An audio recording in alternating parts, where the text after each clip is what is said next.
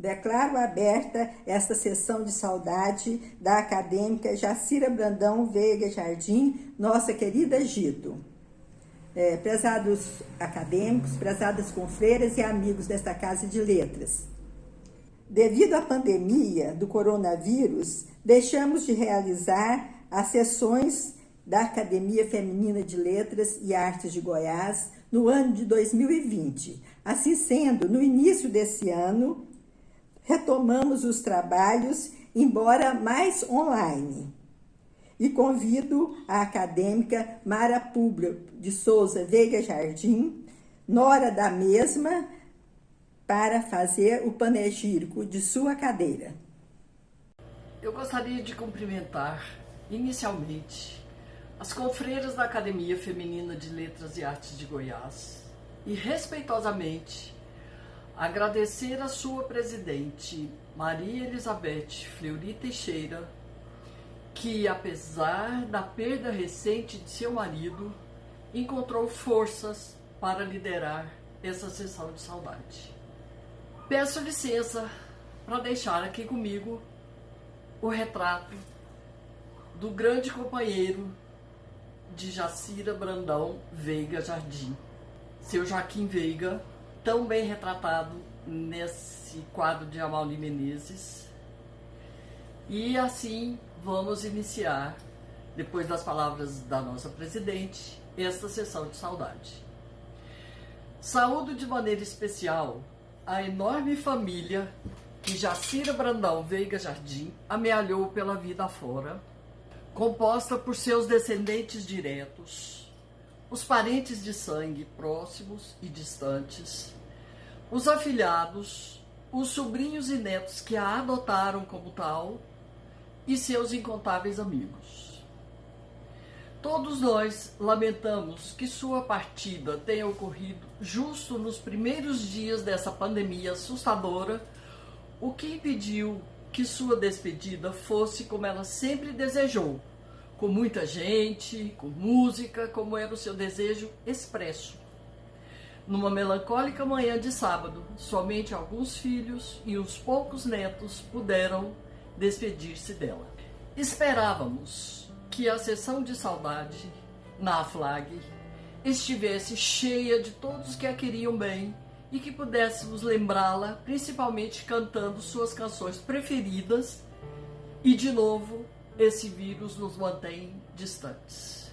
No entanto, não vamos deixar de homenagear essa mulher tão especial que deixou uma marca de alegria e carinho por onde passou e com quem conviveu. Acredito que ninguém melhor que um filho para falar dessa mãe, que costurava, que cozinhava, que acolhia os amigos, que cuidava, que dava bronca, mas que profundamente amava. Paulo César, a mãe é sua, a palavra é sua. É muito bom poder falar da nossa mãe. E a nossa história começou há um tempinho atrás, obviamente, e o que eu tenho como marca fundamental da Dona Gito é que ela foi uma mãe extremamente presente.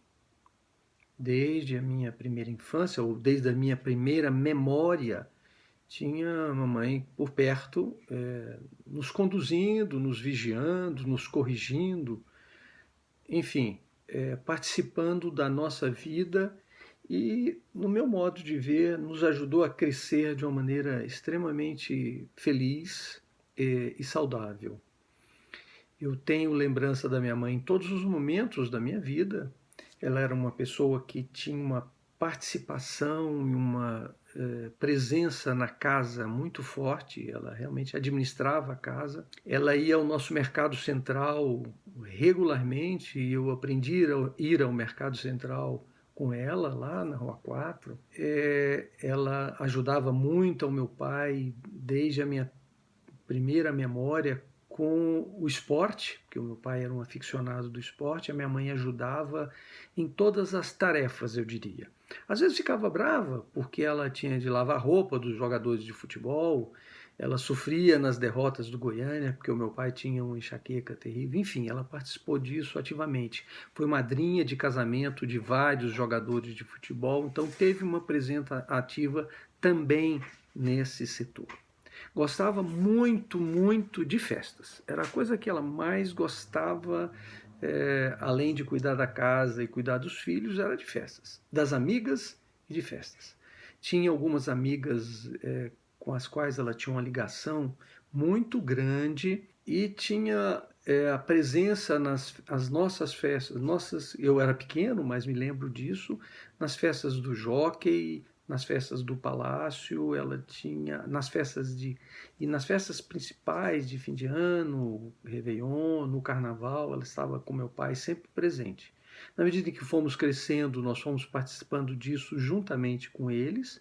Posteriormente, quando veio o Country Club, ela ainda e continuou participando com meu pai das atividades sociais, se bem que já estavam mais maduros, então eles iam menos ou participavam menos das atividades festivas. Mas durante toda a sua vida teve uma participação ativa nos eventos sociais. Ela começou a, pelo menos, dar demonstração de gostar de escrever, de gostar de criação literária já bastante adulta, eu diria, na idade bastante madura. Pelo menos nós só viemos a saber disso na idade em que ela já era uma pessoa madura, e ela tinha uma sensibilidade muito interessante para as coisas do mundo, para as coisas da vida. E o mundo, o nosso mundo, era a nossa casa, a nossa cidade de Goiás, o nosso rio Araguaia e a cidade de São Paulo. Então ela escreveu e descreveu sobre isso de uma maneira muito sensível, eu diria. Um fato interessante que eu gostaria de marcar na minha relação, na minha convivência com a mamãe, foi que ela foi ficando mais suave na medida em que amadureceu. Eu diria que na terceira idade, na idade mais avançada, ela ficou extremamente suave, extremamente leve. Acho que foi a partir do momento em que ela entendeu que a sua missão estava cumprida. Ela tinha criado os filhos, ela estava mais tranquila com relação às suas responsabilidades e ela então pôde ficar mais leve, mais suave com todos e com o mundo. Nos deixou com 102 anos, ou seja, uma vida plena. Nasceu, cresceu, casou-se, teve filhos, viu os filhos se casarem, viu os netos, viu os bisnetos, enfim, uma vida extremamente produtiva, fez a sua história e nos deixou o legado da sua memória muito feliz. Um abração a todos. Não sei se todos se lembram, mas em março de 2018, nós nos reunimos para festejar a primeira acadêmica da FLAG que completava 100 anos. Sempre tão bonita, alegre, elegante. A nossa então presidente Alba Airel, entendendo a grandeza dessa comemoração, reuniu as acadêmicas, os amigos, os parentes, os admiradores para prestar-lhes justa e merecida homenagem. Foi um delicioso exercício de voltar no tempo. Para que vocês tenham uma ideia do que significava esse tempo, quando nasceu a Dona Gito, duas das fundadoras da FLAG sequer haviam aprendido a ler e brincavam ainda com suas bonecas de louça. Teve uma vida centenária marcante, foi a matriarca de uma família de 4 filhos, de 11 netos, de 18 bisnetos e meio, porque em agosto nasce mais um menininho, filhinho da Cláudia. E uma tetraneta que nasceu depois que ela já havia partido, mas que já estava na barriga da sua mamãe quando a tetravó ainda era viva. Fazer sozinha esse panegírico é muita responsabilidade. Assim, me valho da presença de sua primeira neta Cristina para falar do seu sentimento por essa avó festeira e animada. Meu nome é Cristina Veiga, eu sou a primeira neta da Jacira Brandão Veiga Jardim. Estou aqui em nome da família, me deram a responsabilidade de falar sobre ela, em nome dos netos. É grande a responsabilidade, mas vou tentar. Falar da minha avó é falar de alegria, de risada, gargalhada, conversa, festa, cores, gente, amigos, de Natal. Eu acho que é a primeira coisa que me vem à cabeça assim, quando falo nela. Porque quando ela morava lá na Rua 4, era aquela coisa gostosa, reunia a família.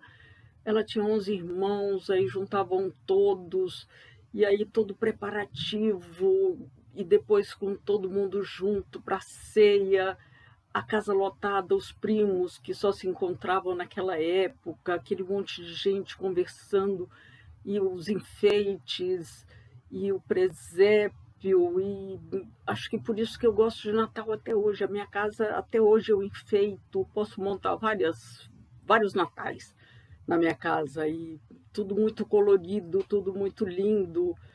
Então, assim, uma coisa que eu gosto até hoje. E, aliás, todas as festas na casa dela sempre foram muito animadas. Então, para mim, ela é sinônimo disso, assim, de coisas muito alegres, muito gostosas, muito felizes.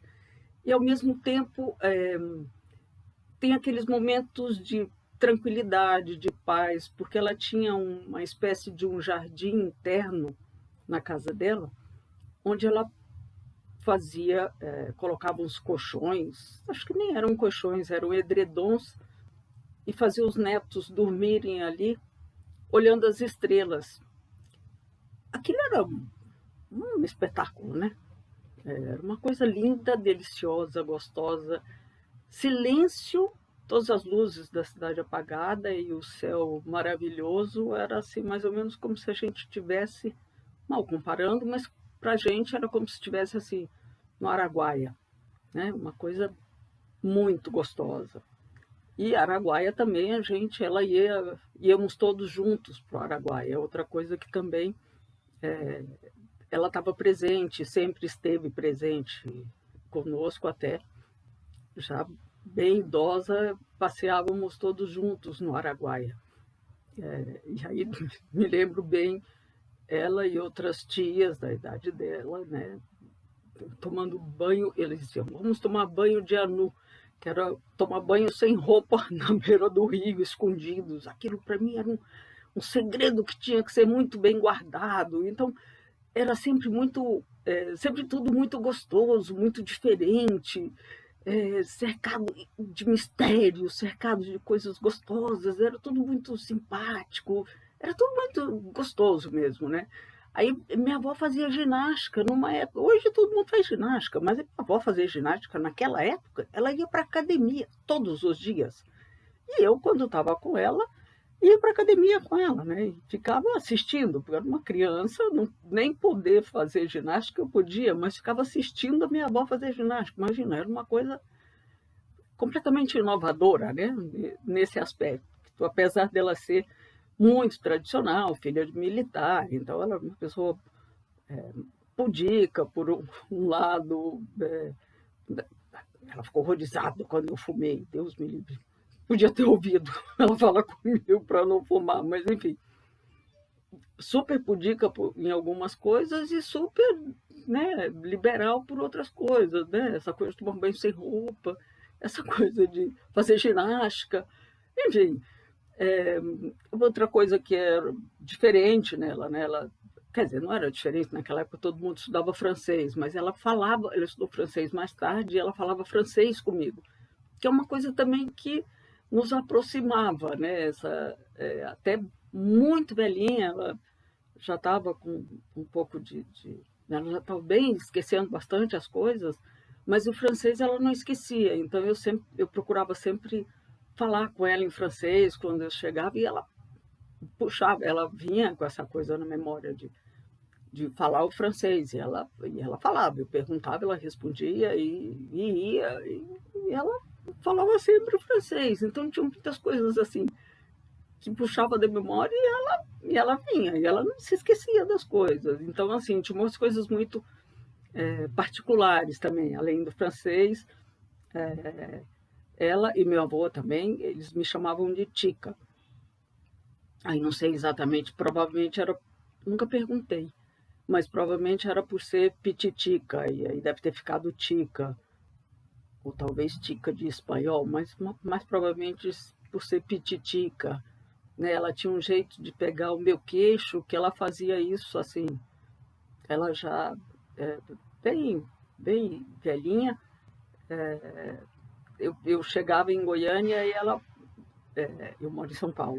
Eu chegava em Goiânia e ela pegava no meu queixo do mesmo jeito, assim, com uma carinha boa, sabe, assim, de quem podia até não entender que era eu, mas assim, feliz da vida, né? Com uma carinha assim, pegando no meu queixo do mesmo jeito, assim, uma coisa muito particular e muito nossa, né? Minha e dela, assim, meio que cúmplice dessas coisas, né?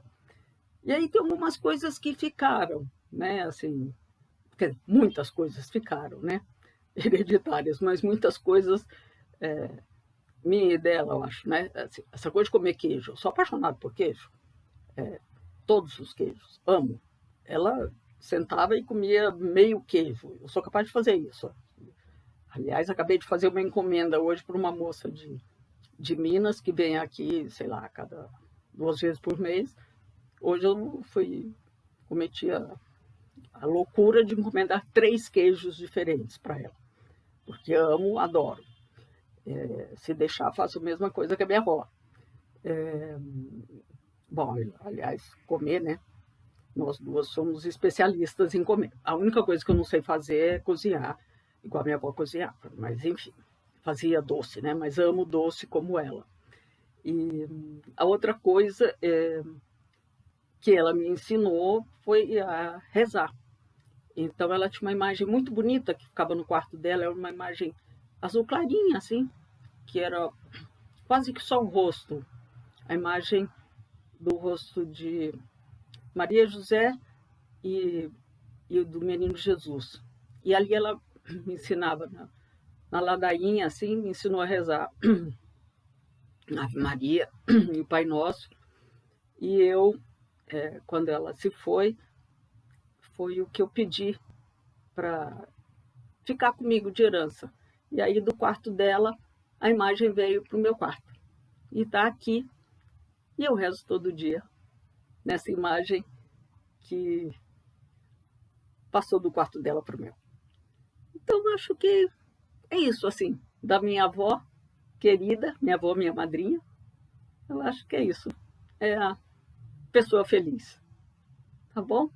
Eu acho que, espero que eu tenha contado as coisas assim, de neta, sobre ela. Tá bom? Eu fico muito feliz e agradeço muito vocês estarem homenageando a minha querida avó Gito. Um beijo para vocês. Obrigada. Essa goiana, apaixonada por tudo de Goiás, era mineira. Nasceu em São João del Rei, como Jacira Monclar Brandão, filha de um militar que estava a serviço naquela cidade. Pequenina ainda, veio para Goiás, onde foi criada no casarão da rua Rosa Gomes, correndo e brincando com seus 11 irmãos. Em Goiás, estudou no Grupo Escolar Modelo, na Escola Complementar e graduou-se normalista na Escola Normal Oficial de Goiás e logo depois foi nomeada professora interina do Jardim da Infância de Goiás. O ambiente da cidade, propício às artes, forjou uma personalidade interessante e curiosa. Suas melhores amigas, desde os tempos de menina, foram mulheres que se destacaram no cenário cultural do estado de Goiás e fora dele. Regina Lacerda, a folclorista, Goiandira do Couto, artista plástica, Amália Hermano, a botânica, Lurdinha Maia, a cantora. Casou-se muito jovem e veio para Goiânia. Sua vida de pioneira não foi fácil. A água que usava para cozinhar na pequena casa em que vivia os seus primeiros dias de casada em Campinas, era retirada de uma cisterna no quintal. Ela era pouco mais que uma adolescente, 18 anos, e enfrentou poeira, distância da família, todas as dificuldades com muita galhardia.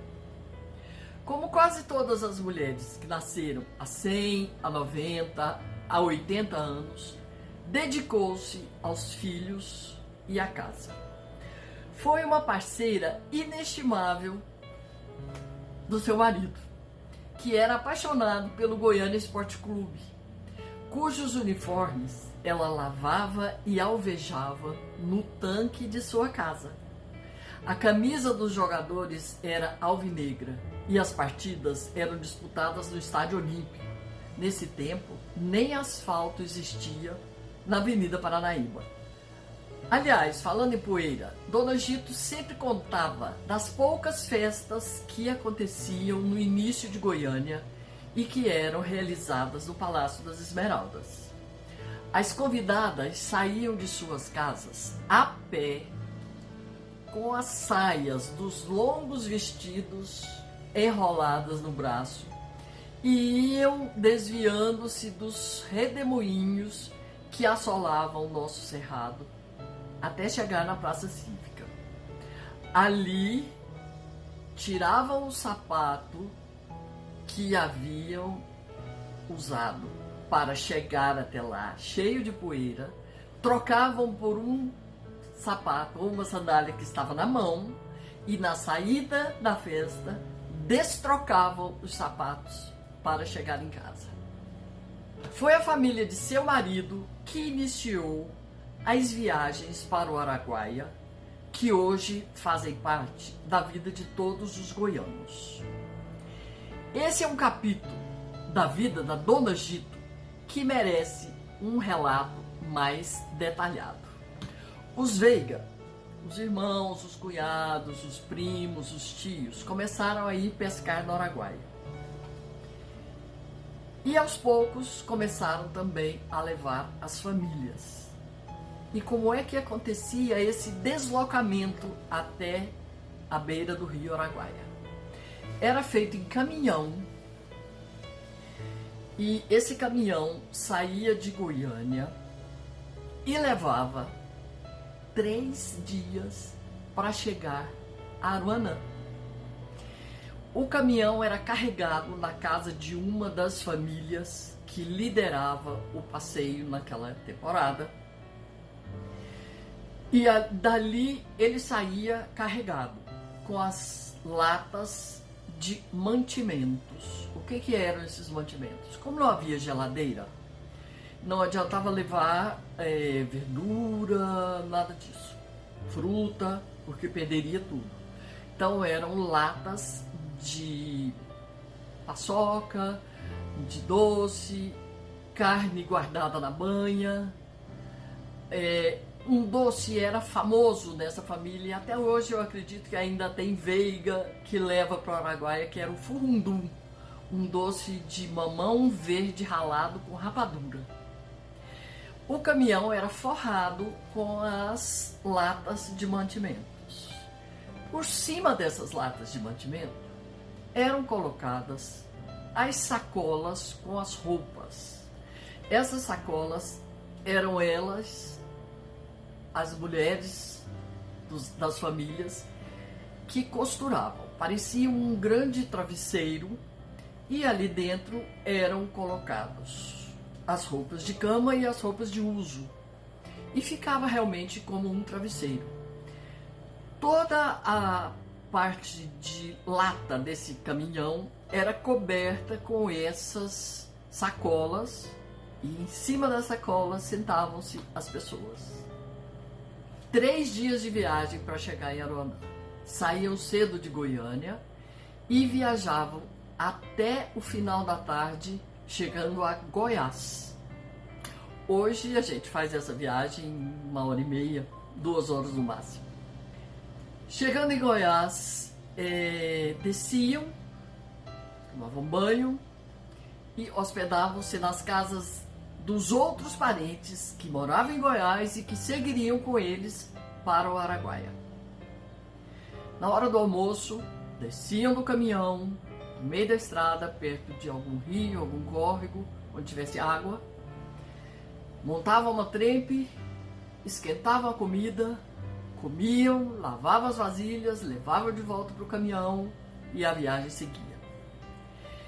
Em Goiás, dormiam e no dia seguinte, cedo, começava outra vez a viagem. Asfalto, nem pensar. Tudo na poeira. Viajava até São João. Em São João, desciam para dormir. Uma lona era puxada da carroceria desse caminhão e no chão jogavam-se edredons e todos deitavam ali e dormiam. Todos juntos, crianças, os adultos, depois do jantar, um violão sempre aparecia, as canções que ela gostava, cantou a vida inteira. E aí dormiam. No dia seguinte levantavam cedo, enchiam outra vez o caminhão com as roupas de cama que tinham sido tiradas e seguiam até Aruanã. Chegavam a Aruanã no final da tarde. E só no outro dia é que começavam a encher canoas, batelão, o que fosse, para subir ou descer o rio. Essas temporadas demoravam mais ou menos 40 ou 50 dias. E sempre, também como vocês vão ver nas fotos, havia a presença de índios Carajá que acompanhavam a família para poder ajudar a encontrar os canais no rio, para que as canoas navegassem sem nenhum problema. E esses Carajá, às vezes, acompanhavam a caravana da família. Chegando na praia, desciam, cortavam umas folhas de palmeira, faziam um rancho muito simples e ali ficavam, montavam as barracas, eram barracas também muito simples, aquelas triangulares de lona, dormiam numa praia 3 ou 4 dias e levantavam o acampamento e iam para outra praia. E assim eram 50 ou 60 dias. Uma coisa maluca, porque Dona Gito sempre teve muito medo de tudo. Ela tinha medo de bicho, ela tinha medo de raio, ela tinha medo de chuva, ela tinha medo de água. Então, ela realmente sofreu nesses passeios, mas nunca deixou de ir. Foi até quando já tinha os netos grandes, ela ia para o Araguaia, dormia na barraca, continuava com medo de aparecer uma onça, continuava com medo da canoa virar e alguém cair, mas nunca deixou de ir. E o Araguaia sempre foi o seu encantamento e o seu feitiço e a inspiração para a maioria dos seus escritos. As atividades intelectuais encantavam a Dona Gito.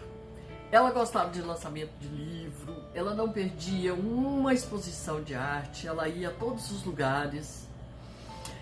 Muito modesta, ela não deixava transparecer esse espírito vivo e criador. Escrevia seus versos, mas não mostrava a ninguém, tímida e insegura.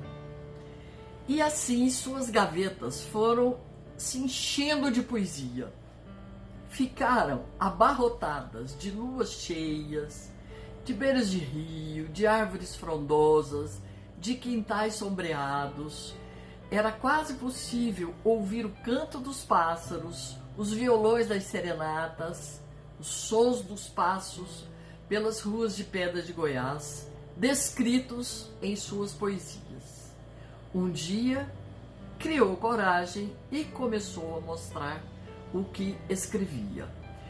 Eu acredito que uma de suas amigas teve muita responsabilidade nesse desabrochar dessa poetisa, que foi minha mãe, Armênia, que era grande amiga da Dona Gito. As duas andavam sempre juntas, saíam sempre juntas, trocavam experiências E eu acredito até que começaram a trocar os seus escritos. Foi acompanhando essas duas conterrâneas vilaboenses que eu comecei a frequentar a AFLAG. Tanto vim que tomei gosto pela companhia, tomei gosto pelas conversas e hoje sou uma das mulheres de azul.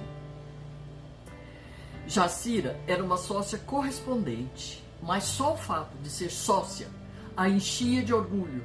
Ela era dona de uma cadeira e isso a deixava profundamente orgulhosa.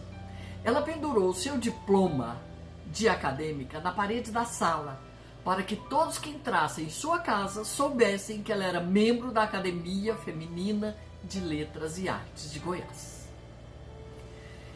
Jacira Brandão Veiga Jardim é coautora dos livros Poesia Brasil, Poesia Hoje, ambos de 1980. Também coautora de Valores Literários do Brasil, de 1991. Em 90, ela recebeu o diploma na categoria Menção Honrosa no 11º Concurso Nacional de Poesia em Brasília. Em 1991, recebeu o diploma e a medalha cultural da revista Brasília com o poema O Vulto. Publicou em 1993 um livro só de poemas seus, Revoada de Sonhos. Atenta ao mundo à sua volta, preocupou-se com a preservação ambiental, angustiada com a degradação do rio que era a sua paixão, que era o Rio Araguaia. Olho com tristeza os destroços que hoje existem.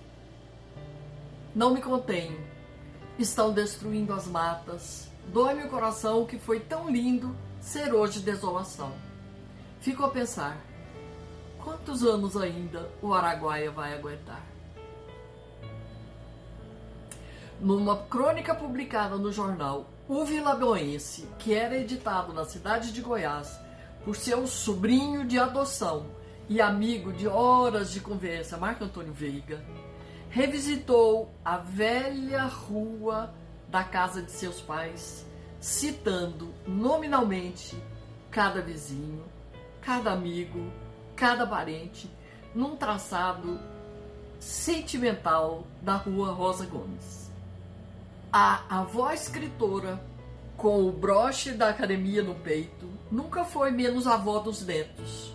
Cuidava, dava colo, fazia seus doces e biscoitos preferidos. Acho que ninguém melhor que a primeira bisneta para lembrar como era na intimidade essa pequena grande mulher. Laurinha, por favor, ajude-me a construir essa personagem e essa história tão bonitas. Falar da vovó para mim é uma honra e extremamente emocionante também, porque eu tive o privilégio de conviver muito com ela e com meu bisavô. Eu sou a segunda bisneta, das mais velhas, e toda vez que eu saía da escola, minha avó, ela me buscava e me levava lá para casa dos meus bisavós. E a gente ia lanchar, o lanche da tarde com eles. E isso foi uma coisa que marcou muito minha vida. Ela sempre foi muito presente na minha história, na minha infância. Minha avó, tudo que eu tenho de memória dela é extremamente lúdico, né? Eu chegava, ela estava sempre cantarolando no jardim, cuidando das plantas. Ela sempre adotava um gato de rua, cada dia tinha um gato novo na casa, que ela tratava com todo o amor e carinho do mundo. Tinha sempre o cafezinho pronto, o biscoito de queijo, o quindim. Ela me ensinou a fazer crochê.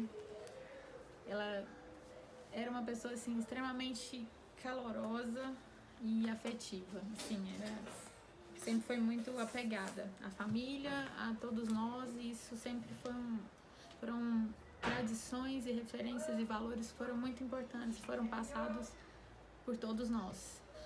É muito importante para mim poder estar aqui falando sobre ela, porque é uma pessoa que eu vou guardar no meu coração para sempre. E assim, e ela ela não sabia, eu também não. E quando a vovó foi, que todos sentimos muita falta dela, ela tinha mais um legado na família, que é a Luna. Então, assim, eu espero poder passar tudo que ela me ensinou pra ela. E essa saudade que a gente sente é cheia de muito amor, de boas lembranças, de muita história linda pra contar. Era uma poetisa incrível, uma artista, uma avó perfeita, uma mãe perfeita, uma bisavó perfeita, e tenho certeza que teria sido maravilhosa pra Luna também. Fica aqui a minha homenagem pra ela, em nome de todos nós, que eu tenho certeza que eu falo não só por mim, mas por todos nós, que é uma honra poder fazer parte da história dela e carregar um pedaço dela com cada um de nós. É isso. A idade não a abalou, ao contrário, fê-la ainda mais sábia.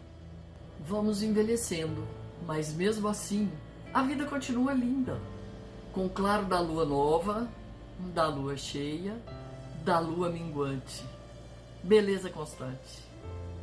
Maria Elizabeth Fleury Teixeira incumbiu-me de fazer essa saudação em nome da FLAG, pois a neta de Dona Gito, Daniele Gautier, seguidora dos passos da avó, no caminho das artes e acadêmica como ela, não teria coragem de falar sem que a emoção lhe tomasse as palavras. Por isso eu estou aqui.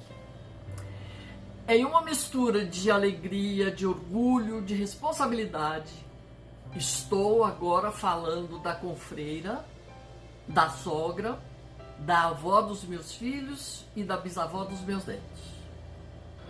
Quando Dona Gito festejou seu centenário, foram seus sobrinhos, Naire, Márcio e Gustavinho, acompanhados por Fifia Veiga, que era sua grande amiga, que cantaram e lembraram as canções que ela gostava.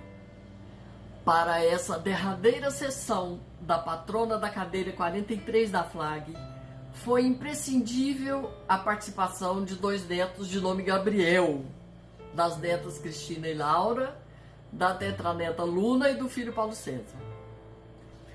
Marcelo Barra, um grande parceiro da FLAG, numa deferência especial, autorizou a exibição de um vídeo da família Barra, cantando uma das canções que Dona Gito gostava muito e cuja letra ela nunca esqueceu, apesar da idade.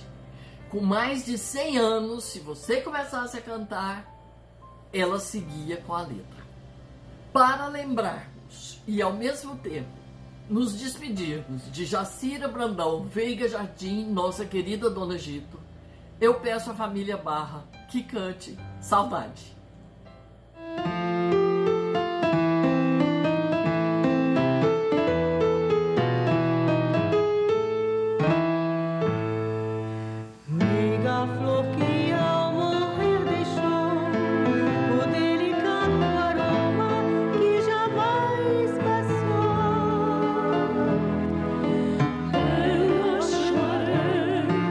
Chama-lhe assim,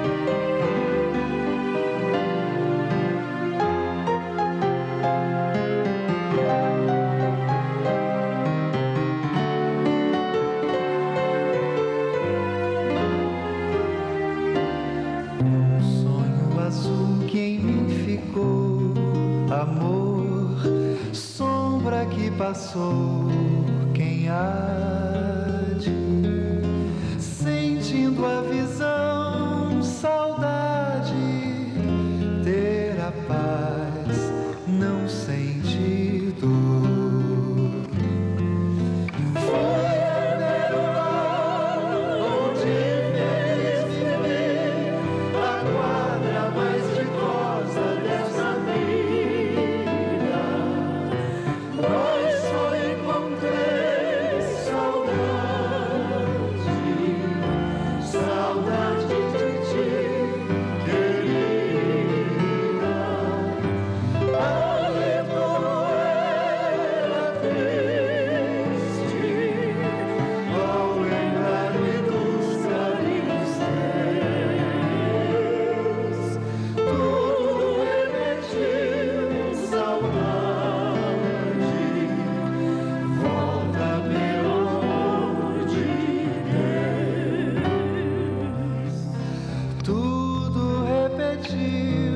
Saudade, volta pelo amor de Deus.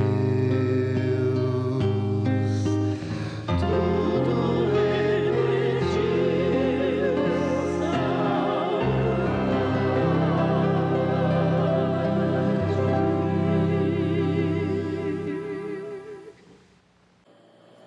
Com muitas saudades, claro, mas também com muita alegria, pois tivemos um exemplo de positividade, de acolhimento, de cuidados, de fé, de amizade e de muito amor. Que Deus a tenha em um bom lugar e que ela possa dançar Fascinação com seu Joaquim por toda a eternidade.